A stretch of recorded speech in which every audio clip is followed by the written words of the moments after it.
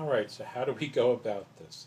So this is the part, and this is the way it's supposed to be oriented in isometric view. So this is how the existing part is in isometric view. And one other thing to check is the part origin should be at the top of the circle here, and if I select the part origin for this part, it's at the bottom. All right, so how do we go about this? Now, sometimes when you have a part that is not in the correct orientation, you can go ahead and change the sketch plane. But the way this part has been created, that won't work. So let's figure out what we need to do. So usually when a part has an incorrect, shall we say, orientation, it's normally the way it was drawn in the very first place. So here is the front plane, and essentially your part needs to be rotated into this direction such that this is the front plane. So let's take a look at your sketch. And what needs to happen is that this side needs to be aligned to the front plane. So let's turn on the visibility of the front plane, and we'll see what we need to do. So if you think about it, we actually just need to rotate this piece 90 degrees. And is there an easy way to do it? Yeah, but sometimes in doing this we end up breaking stuff, but in this case I don't think we will.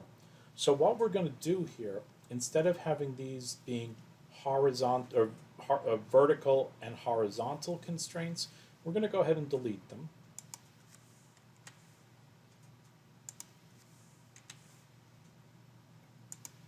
We might put them back in, but for right now we need to delete them. Now if I tried to move this rectangle now, it would get all tangled because it's not a rectangle anymore. There's nothing to tell it that these lines are horizontal and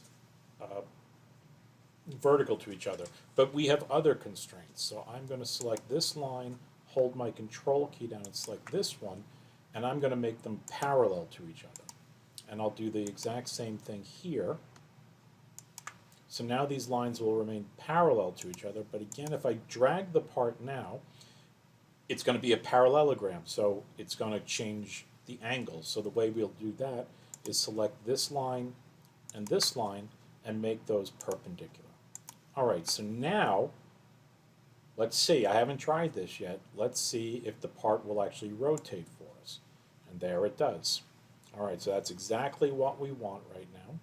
And now all I need to do is take this line and make it horizontal.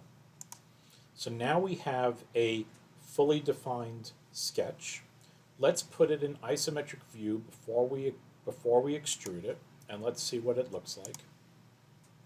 All right, and now the only thing that we need to do to fix the last bit is to extrude it in the opposite direction. So I'm going to finish the sketch. Now, what we should expect are a couple problems. We don't know how the other features have been built off of this. In a simple part like this, everything might be fine. So let's double check and see what happens.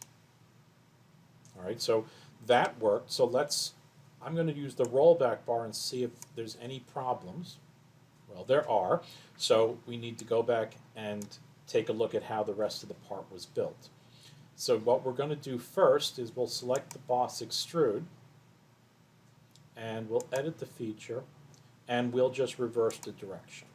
All right, so that gets this first aspect. So the orientation is now correct, and the origin is in the correct location. So now we need to step through it and see how you actually made this part.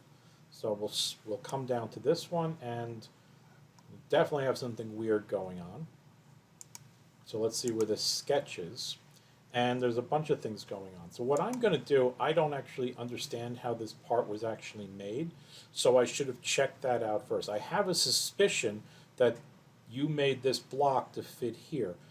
Let's assume that that's what you've done. So what's wrong now is that this block cannot find where it's supposed to be with respect to this one. So let's go to its sketch, and you'll see that there's these yellow warnings. So usually when you're going to get this is that the relations that were designed into the sketch are no longer valid. So let's go ahead and edit the sketch. And what we're going to find out is that there's a lot of things that are conflicting with each other. All right, so how do we go about and fix some of these? Well, probably the best thing is to go ahead and delete some stuff. So your question was, how can you change this without rebuilding the part? Well, you're essentially going to end up rebuilding the part to some extent.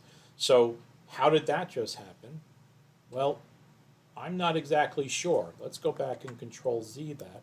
And this dimension here seems to be saying that there's conflicting information between, if I select this one here, you'll see that this coincidence says it should be over here, and this coincidence says it should be on that corner as well. So why this 2-inch dimension is holding it over here, I don't really have a good explanation. I would have to think about that a little bit more, but a lot of times you'll see down here in the lower right hand corner it says item conflicts and item is unsolvable. So usually when you have an item conflicts, that should be the first thing you get rid of. So let's, and since it's a dimension, it would be easier to put back on, so we'll say okay. All right, so now we're undefined because it doesn't know what this dimension is going to be. So let's put that dimension back in. And it seems that the part wants to rebuild properly, so let's say okay. All right, so again, we'll put this in isometric view. And now I have a feeling that something else was going to happen. So what we need to do is now extrude this in the opposite direction. So the total height of this part is going to be 1.5 plus the radius here, which is 1. So the total height here should be 2.5. And if we come over here and look at where your sketch was created, your sketch is created on the bottom. So that's all we need to extrude it up. So we need to flip its direction and bring it up 2.5. So we'll go to Edit Feature, and we need to flip the direction and increase its height here to 2.5. Okay, so now let's go to the next one. Again, there's issues. So your question was, how could you do it to make it easier? There's really no easy way to do this. Now what's happening here is the sketch seems to be okay. What's happening here is that the cut is probably pointed in the wrong direction now. So let's select this, edit the feature, and we're going to say through all. You see what's happening here? This part is going to be up too high. So the height that we want this to be is from the bottom. So while we're in here, I don't want to remove dimensions from inside the cut extrude. So let's get out of this. Let's go into the sketch and edit that. And we get rid of this dimension. And we'll put it back in as being this distance here, as being 1.5. And we'll say OK. And it likes that now. All right, so let's go to your fillet. Again, it probably, again, doesn't know where the faces are. So I'm going to assume you did a face fillet here. So let's go and edit the fillet. So again, it doesn't know where these faces are. So all we're going to do is clear all our selections and reselect the faces. So this one, and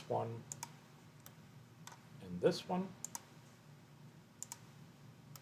All right, and then lastly, the cut extrude is also probably going to be misplaced. So we'll pull down, and it's probably, no, again, it's going to be the cut extrude, but it's probably, there's an issue with the sketch too. If we take a look at it, it's going to be too high. So let's go ahead and edit the sketch, and we just need to change this dimension and see where the error is.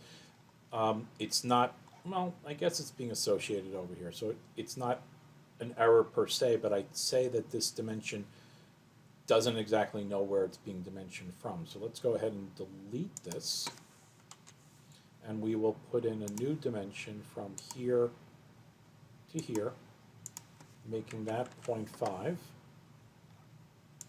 And we will just go to finish our sketch, and the extrusion now goes all the way through the part. So your volume and everything was correct, so the only issue was the orientation. And so was this any easier than remaking the part? For a part this simple, probably not. You probably would have just been better suited to go ahead and remake the part. But you can feel free to go ahead and re-edit your part and do it this way as well. Probably good practice to do it both ways. All right, hope you find this instructable, or hope it answers your question.